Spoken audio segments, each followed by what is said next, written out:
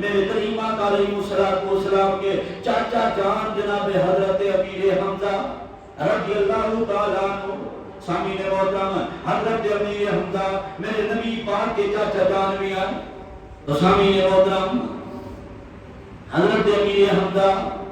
رضی اللہ تعالیٰ عنہ جب شہید کیا گیا حضرت امیر حمزہ کو، میرے نبی پاک صلی اللہ علیہ وآلہ وسلم کو پتہ چلا بھئی میرے چاچے کو ظالموں نے شہید کر دیا، میرے چاچے کو ظالموں نے بڑی بے دردی کے ساتھ شہید کیا۔ جب میرے کریم آقا علیہ السلام نے جب چاچے کی لاش کا مسئلہ دیکھا، میرے کریم آقا کی آنکھوں میں آنسو آ گئے۔ میرے کریم آقا چاچے کی لاش کے قریب کھڑے رو رہے ہیں،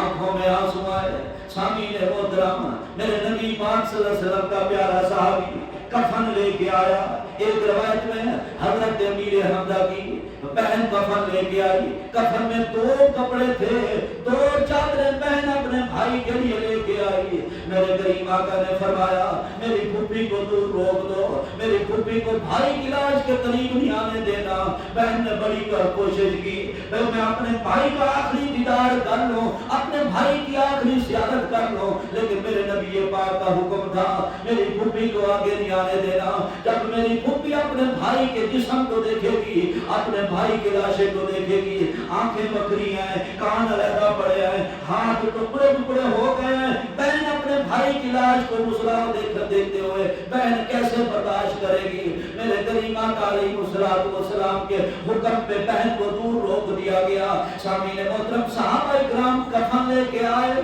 جب صحابہ کرام کفن لے کے آئے، کفن میں 2 چادریں تھیں۔ جب کفن دینے لگے میرے نبی پاک کی نظر پڑی کہ حضرت حمزہ کی لاش کے ساتھ ایک انصاری صحابی تھے، ان کی لاش پڑی تھی۔ میرے کریم آقا نے فرمایا او میرے پیارے غلامو، جی یا رسول اللہ، میرے کریم آقا نے فرمایا میرے پیارے غلامو، میرے چاچا کے کفن کے لیے 2 چادریں آئی ہیں، محمد رسول اللہ صلی اللہ علیہ وآلہ وسلم تمہیں حکم دیتا ہے ایک چادر میں میرے چاچے کو کفن دیا جائے، دوسری چادر میں میرے غلام کو کفن دیا جائے، تاکہ آنے والی قیامت تک آنے والی میری امت کو پتہ چل جائے اگر حالات مشکل بھی کیوں نہ آ جائے، اگر ایسا غمی والا موقع کیوں نہ آ جائے، ایسا پریشانی والا موقع کیوں نہ آ جائے، کیونکہ سامعین محترم یہ بہت بڑا کام تھا۔ چاچے کی لاش کا مسئلہ پڑا ہے، سامعین محترم نبی پاک کے حکم کے مطابق ایک چادر میں حضرت امیر حمزہ کو کفن دیا گیا،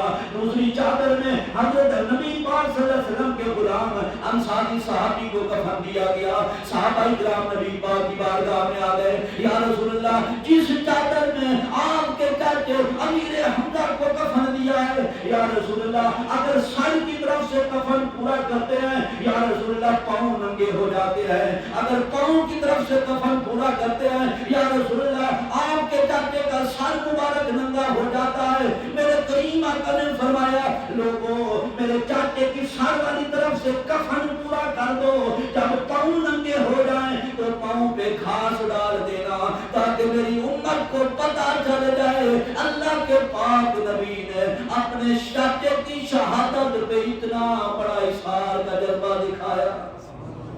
سامعین محترم نبی پاک ہمیں درس دے کے گئے ہیں لوگوں اپنے مسلمان بھائیوں کے لیے قربانی دینا سیکھ لو، اظہار کرنا سیکھ لو، لوگوں نبی پاک کے نقش قدم پہ چلنا شروع کر دو، لیکن ہم 10 سے نہ سیکھیں۔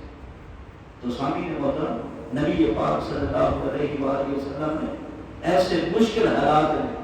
ہمیں قربانی کا درس دیا ہے، ایسے مشکل حالات میں نبی پاک صلی اللہ علیہ وآلہ وسلم نے ہمیں اظہار کا درس دیا ہے۔ اب نبی پاک صلی اللہ علیہ وسلم کی سیرت ہمیں بتاتی ہے دوسرے مسلمان بھائی کے لیے قربانی دینا سیکھو،